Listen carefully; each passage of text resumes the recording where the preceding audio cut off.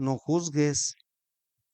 Y para justificarme voy a decir, como dijo el apóstol Pablo, de todos los pecadores yo soy el primero, y de todos los juzgadores yo soy el primero. Es un tema que debemos de ponerle muchísima atención, mucha atención a este tema de no juzgar.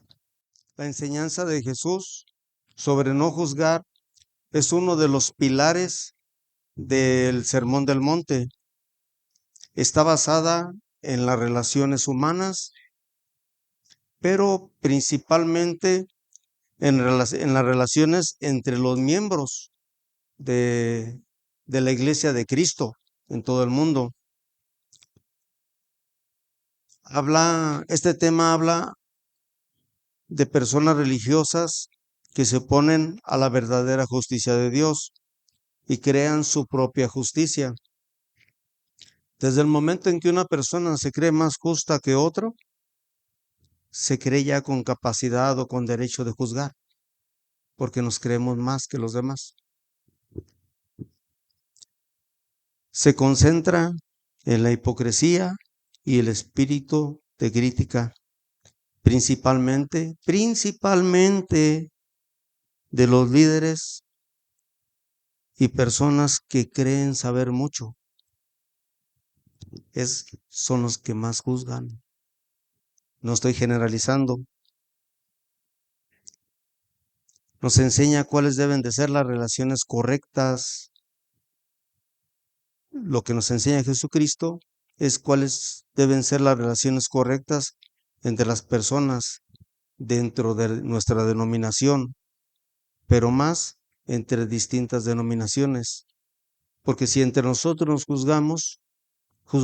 juzgamos más a los miembros de otra congregación. Cuando una denominación crea su propia doctrina con sus reglas sobre religión y moral, inevitablemente terminan juzgando a todo el mundo por esas creencias y normas que ellos mismos han creado. Si va uno a una denominación muy distinta, va uno a ver que alaban de distinta forma, se visten de distinta forma. Hay muchos cambios, muchas cosas distintas a lo que estamos acostumbrados nosotros a hacer aquí. Pero eso, si uno llega de visita, los trapea uno a todos, porque está uno acostumbrado a cómo nos comportamos aquí. Con el tiempo, la tradición de los líderes de estas denominaciones que crean su propia doctrina, poco a poco van cambiando la palabra revelada de Dios por sus propias ideas. Hay iglesias en donde cambian la palabra de Dios y la hacen a un lado y ponen sus ideas o sus criterios y se vuelven en normas. Con el tiempo, la tradición de estas denominaciones poco a poco van cambiando esta palabra. Estas personas se justifican a sí mismos y juzgan a los demás. Esto de justificarme a mí mismo y juzgar a los demás es algo que Jesucristo tiene casi 2000 años atacando o queriendo corregir. Pero el lugar donde se debe de corregir primero es aquí, en nuestra denominación. Pero para poder corregirlo aquí donde estamos congregados, debemos corregirlo cada quien en lo personal. Debemos de aprender a dejar de juzgar. Hay algo que es inseparable de la autojustificación. O sea, yo me autojustifico, pero hay algo inseparable que acompaña a ese acto de autojustificarme y es que condeno a los demás. Yo me autojustifico, pero yo los condeno. Pero por otro lado, hay quienes buscan y promueven el amor, el compromiso y la unidad integral de la Iglesia de Cristo. Esa debe ser en realidad nuestra postura. En vez de estar juzgando, debemos de hacer esto. Pero aún, si existe una iglesia así, eso que hace esa iglesia o esa denominación provoca fuertes ataques de las demás denominaciones. Los juzgan por buscar el amor, el compromiso y la unidad integral.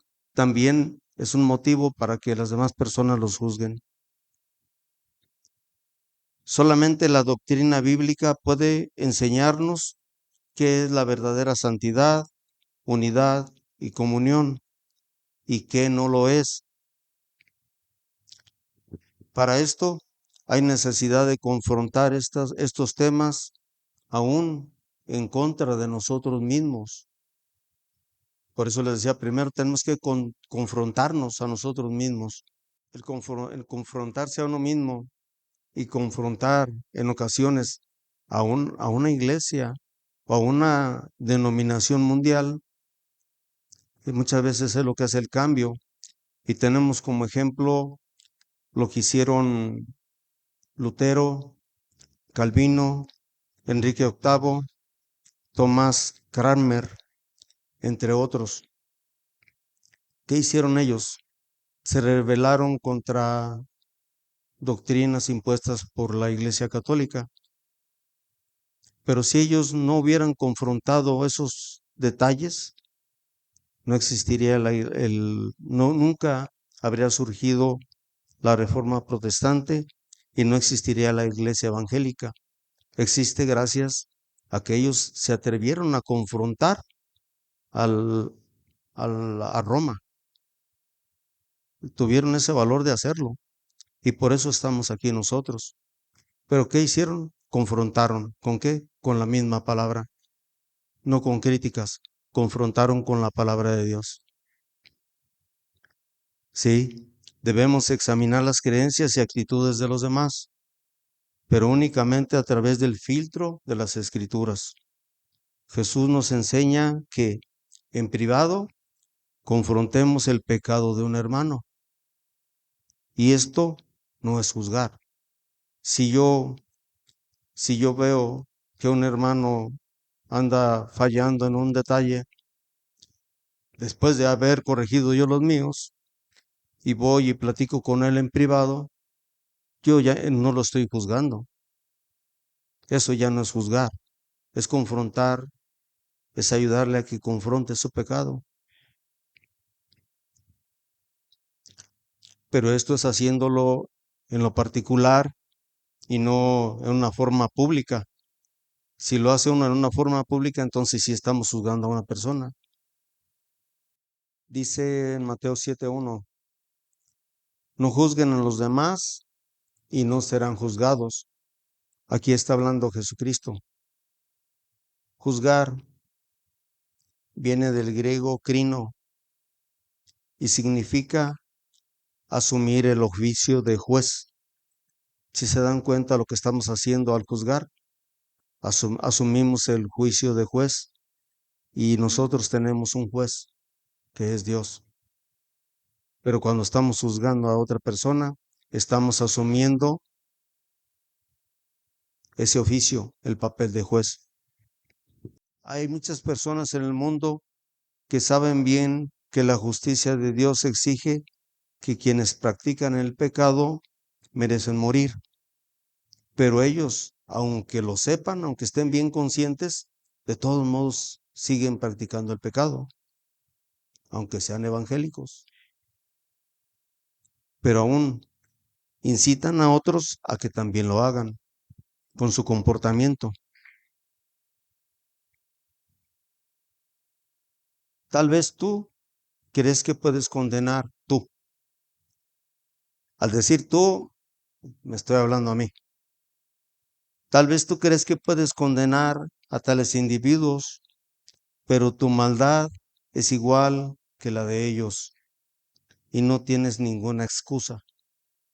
desde el momento en que estamos juzgando a otros, es evidente que estamos igual que la otra persona, tal vez peor, y ante Dios no tenemos ninguna excusa.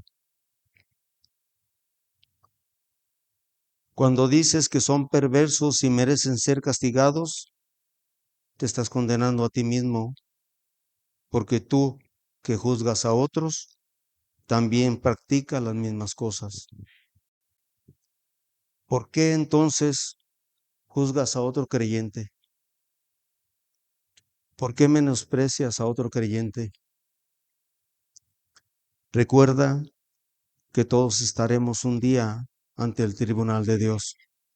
Todos vamos a estar un día ante el tribunal de Dios.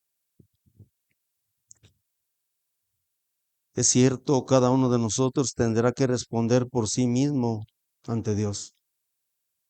Cuando estemos ante Dios ya no vamos a decir, es que Él es así y así. No. Uno mismo va a tener que enfrentarse a Dios y tendrá uno que responderle a Él por lo que nosotros hemos sido y lo que o por quienes fuimos, pero nos va a corresponder a nosotros y no a los demás. Y a nosotros no nos va a corresponder decirle a Dios, es que Él hizo esto o hizo aquello, no. Nosotros vamos a estar frente a Él y vamos a rendirle cuentas a Él. Así que no debemos juzgar a nadie antes de tiempo. ¿Qué es antes de tiempo?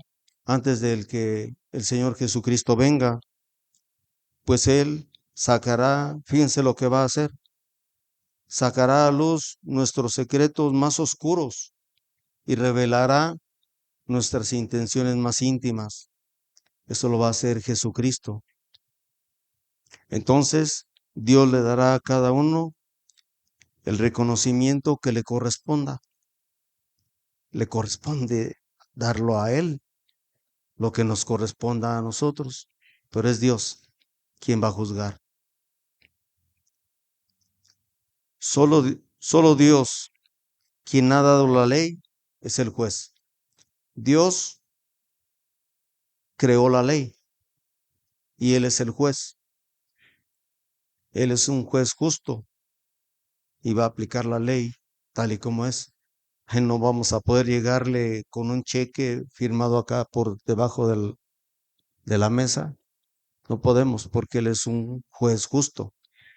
Entonces, si Dios es quien juzga, ¿qué derecho tienes tú para juzgar a tu prójimo? Dice, pues serán tratados de la misma forma en que traten a los demás.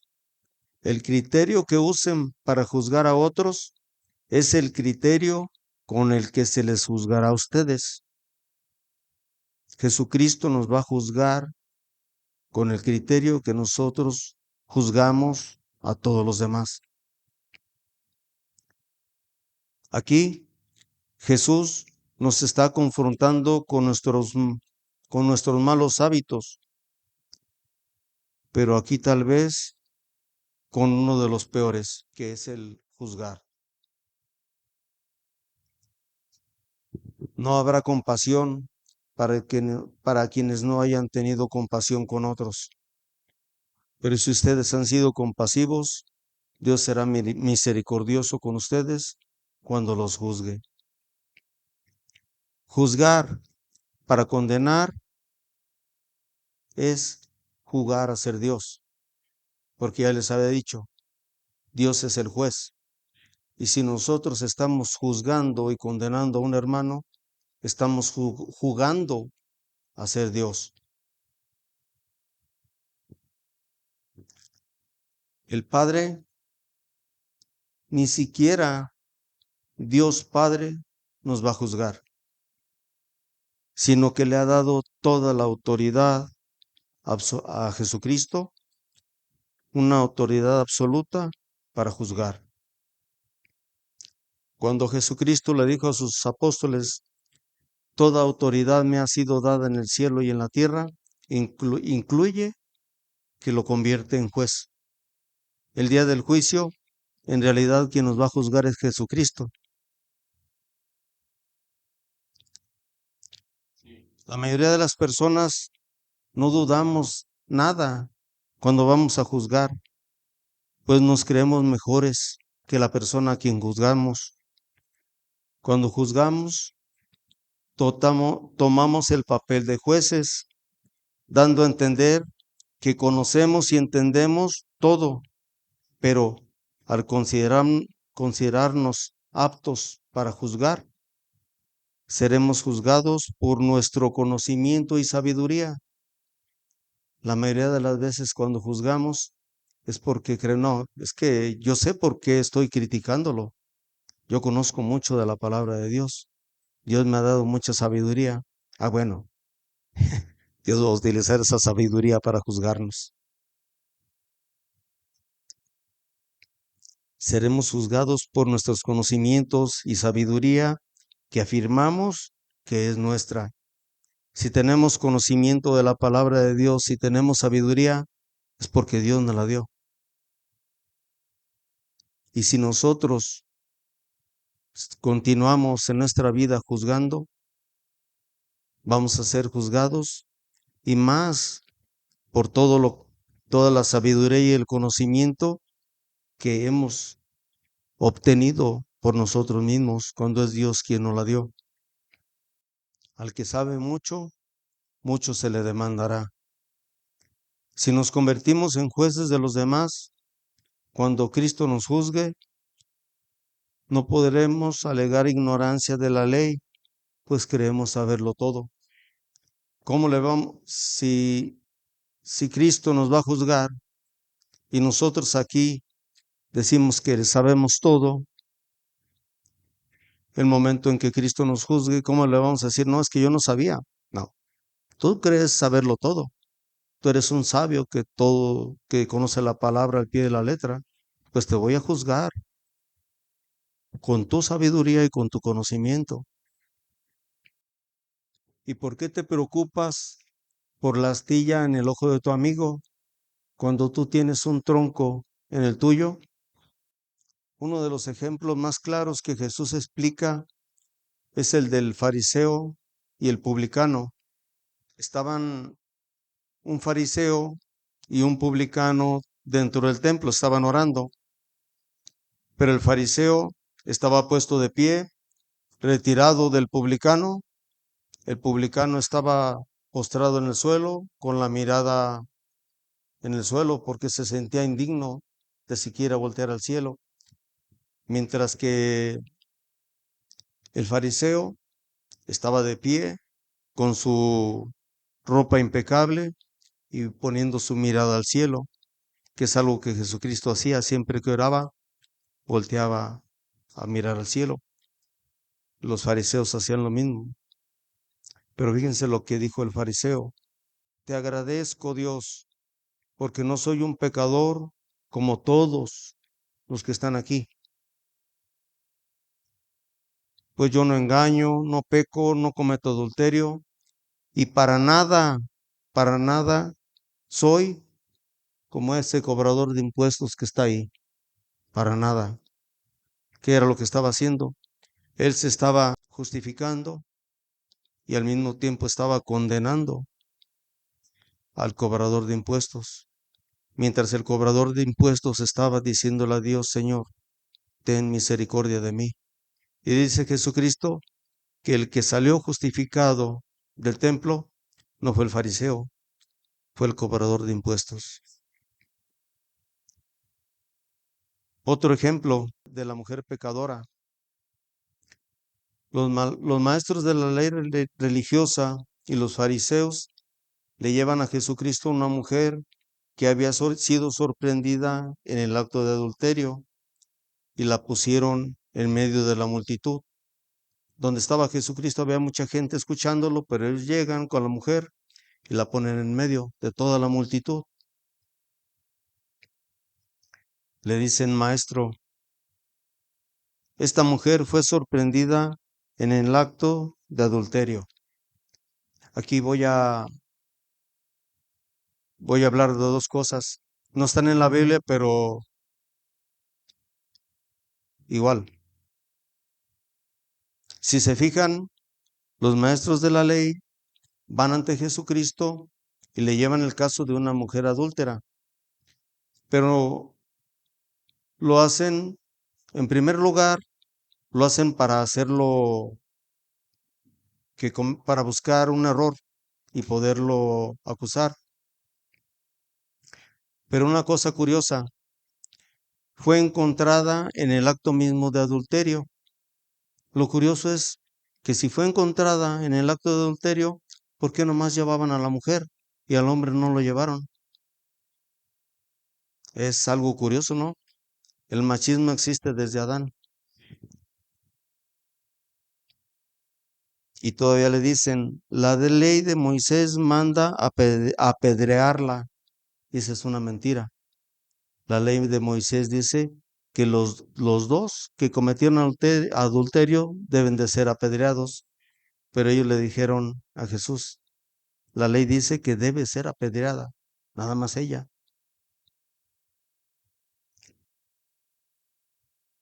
Y le dicen a Jesús, ¿tú qué dices? Lo estaban poniendo a prueba.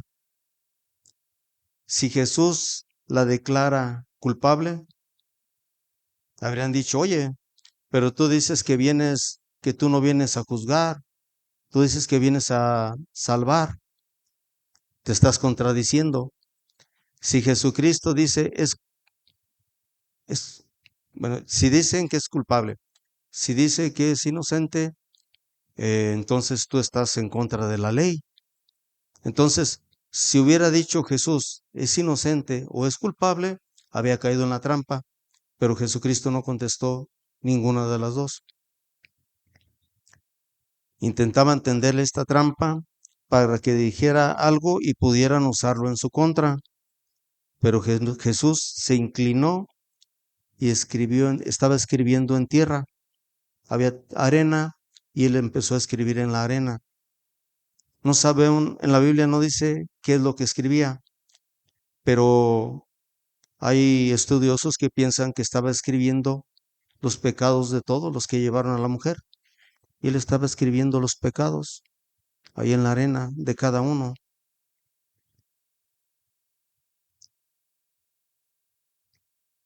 Pero mientras él escribía en la tierra, ellos siguen exigiéndole una respuesta a Jesucristo sobre lo que ellos querían que le respondiera.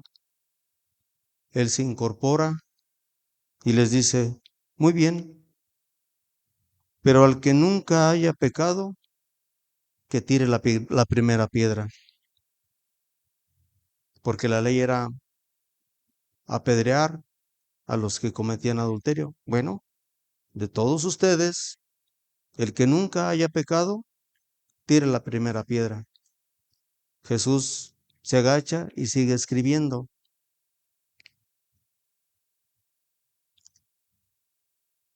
Al escuchar eso, los acusadores se fueron retirando uno tras otro, comenzando por los de mayor edad, por los de mayor sabiduría, por los que conocían más la ley. Bueno, fueron los primeros que soltaron la piedra y se empezaron a retirar. Y al final se fueron los más jóvenes. Jesús se incorpora de nuevo y le dice a la mujer, ¿dónde están los que te acusaban? ¿Ninguno de ellos te condenó? Ni uno, Señor, dijo ella. Pero fíjense la respuesta de Jesucristo. Jesucristo les había comentado, Él va a ser quien va a juzgar al mundo. Pero mientras estuvo en la tierra, Él no vino a condenar, Él vino a salvar. Y fíjense la respuesta que dio a la mujer adúltera. Cuando le dice, ninguno de ellos te condenó, ni uno, Señor, dijo ella. Le dice Jesús, yo tampoco.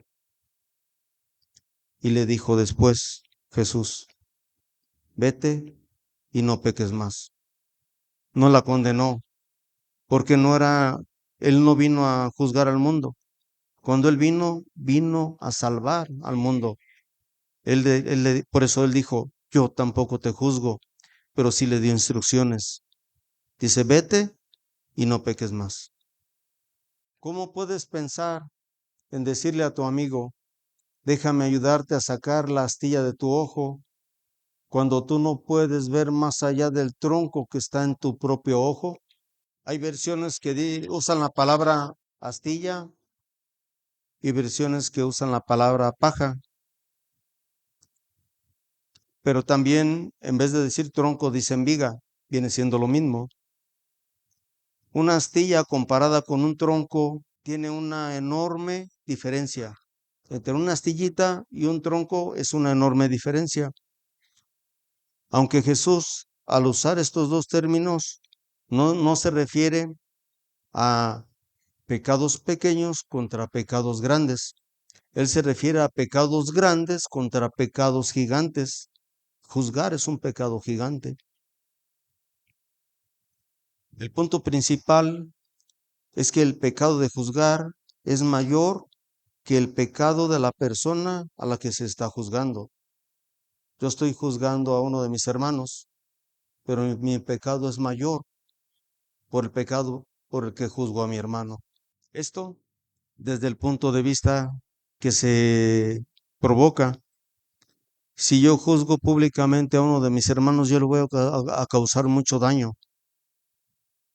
Y si él está cometiendo un pecado que yo me di cuenta, tal vez el daño que hago yo es mucho mayor que el daño que está haciendo él con su pecado. Muchas veces podemos causar más daño nosotros juzgando a quien peca que el mismo que está cometiendo ese pecado por el que juzgo. Las personas que critican o criticamos, nos la pasamos ocultando grandes pecados y justificándonos por esos pecados, pero al mismo tiempo juzgamos a otros que tienen pecados menores. La viga de la que habla Jesús es la superioridad moral. Cuando moralmente nos sentimos superiores a los demás, nos sentimos capacitados o con permiso de juzgar a todo el que se nos para enfrente.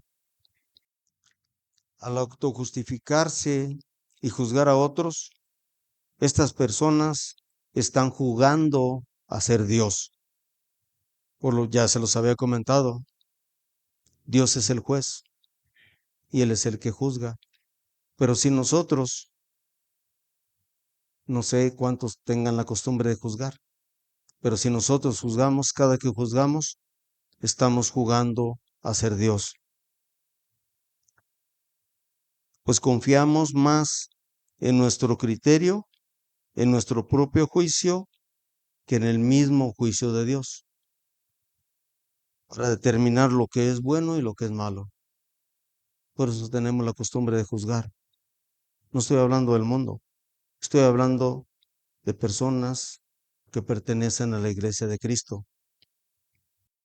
Le dice Jesús, hipócrita, primero quita el tronco de tu ojo, después verás lo suficientemente bien para ocuparte de la astilla en el ojo de tu amigo.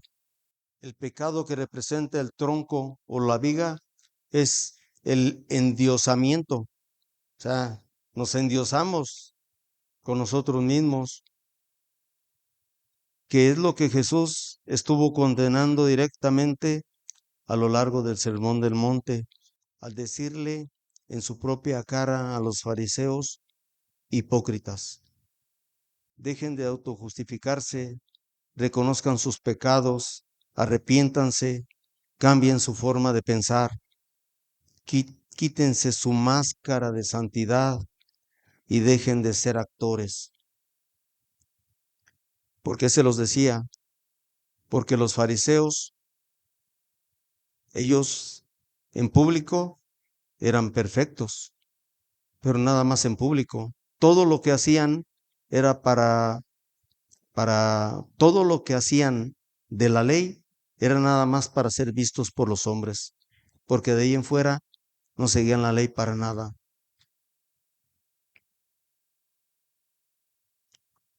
El juzgar le pertenece únicamente al Señor Jesucristo. Y Él está diciendo a estas personas, detente a pensar en tu propio pecado. A menos que hagas eso, ¿cómo puedes ir y confrontar a tu hermano sobre su pecado? Si yo veo que un hermano está pecando y yo quiero ir a hablar con él aparte, y yo llego bien borracho, bien sucio, diciendo un montón de groserías, y voy a darle un consejo a mi hermano porque está pecando. Va a decir, ¿y quién eres tú? Ya, para yo poder ir y platicar con mi hermano, necesito primero corregir yo mis pecados.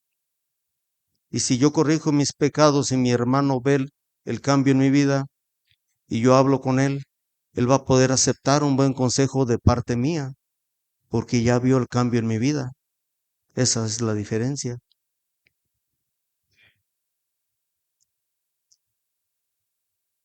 El arrogante moral no es más que un hipócrita, porque se la pasa simulando ser justo. Por eso se siente competente para decirle a su hermano, déjame sacar la paja de tu ojo, déjame decirte lo que está mal de tu vida y permíteme a mí enderezártelo. ¿Se dan cuenta hasta dónde llegamos? Y trayendo la viga en el ojo, queremos enderezar la vida de un hermano. El hipócrita es oidor de la palabra, pero no hacedor de ella. Así eran los fariseos. Jesús usó esta palabra frecuentemente para describir a los líderes religiosos que cumplían reglas externas para ser vistos, pero cuyos corazones estaban lejos de Dios. Los llamó sepulcros blanqueados, hermosos por fuera, pero llenos de huesos muertos y de toda clase de impurezas por dentro. Por fuera, ellos iban muy limpios, muy arreglados, sus trajes impecables, se ponían a orar en lugares donde todo el mundo los viera, hablaban y se comportaban perfectamente, pero nada más donde la gente los veía. Pero su corazón estaba lleno de pecado y de huesos muertos. Para entender cómo nos juzgamos los miembros de una congregación, voy a hacer una división, a ver si no los enredo. Podemos dividirlo en varios enfoques. Uno de estos enfoques, los principales son espirituales y teológicos. Uno de ellos es el legalismo. Se juzga estrictamente por el cumplimiento de reglas internas. Puede ser su forma de vestir, lo que comen, o por qué viene a la iglesia una vez al mes, por ese tipo de cosas. Legalismo. Y quien no cumple con estas reglas es visto como una persona que no es espiritual y como un pecador. Otra son las doctrinas. El juicio se basa en las creencias independientes de cada congregación. Se evalúa a la persona, se evalúa si la persona mantiene la sana doctrina o si ha caído en un error o apostasía. Hay un pastor que se dio cuenta que la doctrina que le enseñaban era incorrecta y se retira de su congregación y le dijeron por tiempo todos sus hermanos le dijeron eres un apóstata, pero lo único que estaba haciendo era corregir su vida y corregir su criterio conforme a la voluntad de Dios, y aún así le dijeron, eres un apóstata. ¿Hasta dónde llegamos? ¿Por qué? Porque estamos inventando nuevas doctrinas y de repente alguien se da cuenta que es incorrecto y en vez de darnos vergüenza, eres un apóstata. También hay normas internas en cada congregación. En este nivel, la congregación funciona como un grupo social que busca orden desde el punto de vista de los líderes. ¿Y qué es lo que buscan? Control. Se juzga a todas las personas que son diferentes o que se comportan diferente a los demás miembros de la congregación por jerarquías. Se evalúa a los miembros de una congregación y al que se porta mejor, él puede ser un líder. ¿Por qué? Por la forma en que se comporta, pero nada más aquí en la congregación, ya lo levantan como líder.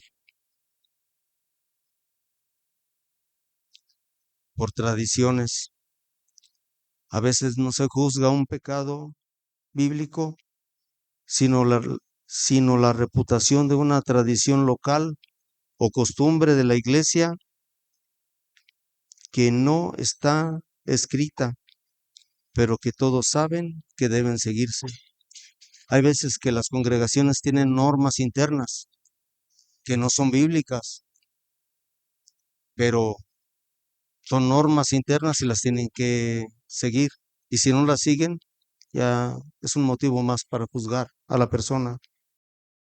Las máscaras, una máscara que la mayoría de los miembros de una congregación nos tenemos que poner.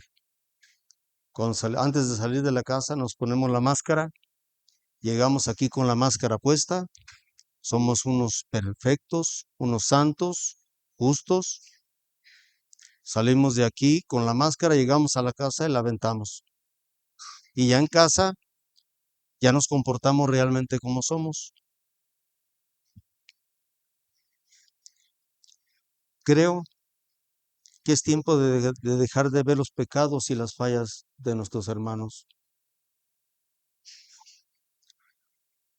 y utilizar en nuestra persona una frase que usamos mucho y la usamos mucho aquí, pero la estamos usando correctamente.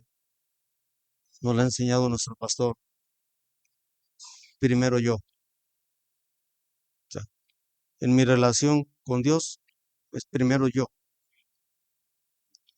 Pero debemos usarlo también para, primero yo voy a juzgarme y voy a corregir mis pecados. Primero yo. Y ya cuando diga yo, ya no tengo pecados, entonces sí me pongo a juzgar a los demás.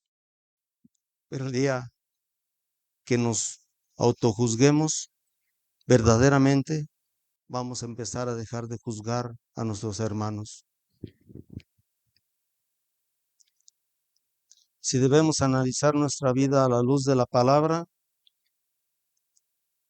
sí, debemos analizar nuestra vida a la luz de la palabra, dejarnos guiar por el Espíritu Santo. Solamente así nos daremos cuenta cuál es nuestra viga, o mejor dicho, nuestras vigas, porque probablemente no traigamos, Jesucristo hablaba de una viga, pero tal vez yo tenga unas 3 o 4 vigas en mi ojo. Pues de otro modo, nunca vamos a dejar de juzgar a los demás. Si Dios nos da sabiduría, no es para aumentar nuestra soberbia. La sabiduría que nos da Dios no es para aumentar nuestra soberbia, sino para ser humildes. Y si ya somos humildes y utilizamos la sabiduría que Dios nos ha dado para juzgarnos a nosotros mismos, entonces yo voy a poder ir a ayudar a mi hermano y a sacarle esa pequeña paja que él tiene en su ojo.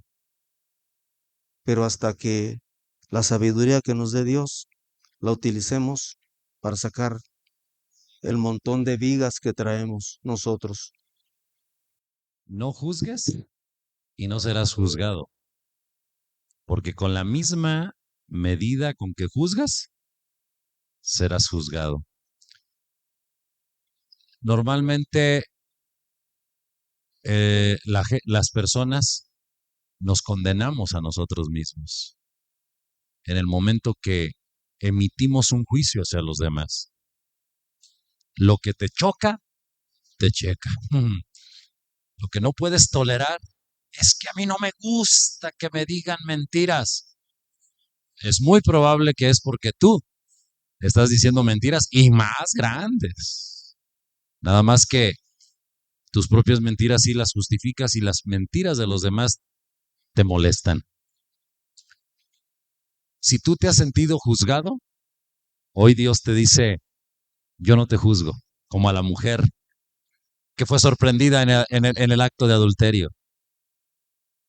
Dios te dice, yo no te juzgo. Es más, yo te doy la capacidad para que te vayas. Irte significa libertad. Vete. Y te doy el poder y la autoridad para que no peques más. Porque lo que Jesús le dijo a la mujer no fue una advertencia. Vete y no lo vuelvas a hacer porque para la otra yo mismo te apedreo. No. Fue la facultad de tener libertad y de tener el poder que solo Dios da para no pecar. Así que si te has sentido juzgado, siéntete libre. Él te dice, yo no te juzgo. Él te dice, Él te perdona, Él te rescata. Hay una salida, hay una solución. Cristo es la respuesta. Cree en Él, en su muerte y en su resurrección. Cree en Él. Pero vamos volteando la moneda. Si tú eres de los que juzgan y nomás te la pasas así diciendo, ¿ya viste? Bueno, hoy Dios nos ha hablado a través de su palabra que echemos de ver la viga que está en nuestro ojo. Echemos de ver ese gran problema que tenemos, ese gran problema que no nos deja avanzar, que es el autojustificarnos.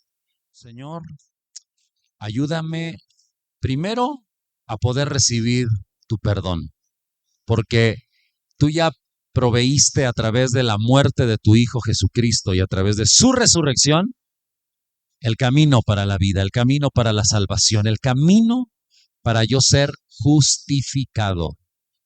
Tú ya lo proveíste y yo quiero hoy abrazar ese perdón, abrazar esa misericordia para ya no sentirme juzgado. Pero a la vez, ayúdame a poder liberarme de la viga que está en mi ojo, del tronco que está en mi ojo, para no juzgar a los demás, sino poder realmente tener un corazón lleno de misericordia, como dice tu palabra, sean ustedes misericordiosos como su Padre es misericordioso y hace salir su sol sobre buenos y malos.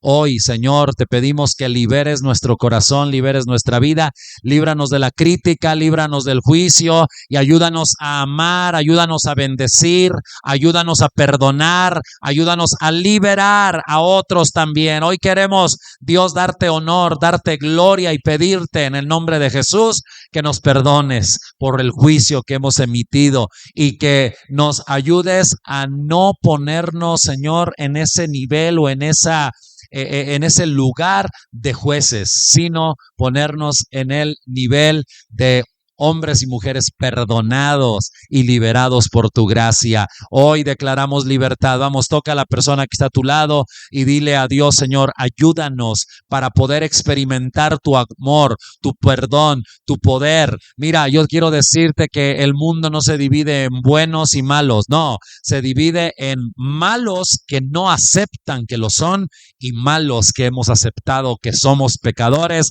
y que solamente Jesucristo nos puede salvar. salvar. Y hoy aquí estamos los que lo hemos decidido y los que hemos dicho, Señor, tú eres el único que me puede salvar, y yo hoy quiero entregarte mi vida y que me recibas como tu hijo, me recibas como tu hija, y quiero obedecer tu palabra y ser bautizado en tu nombre. Gracias, Dios, por tu amor. Yo te alabo, yo te adoro, te glorifico, porque tú me has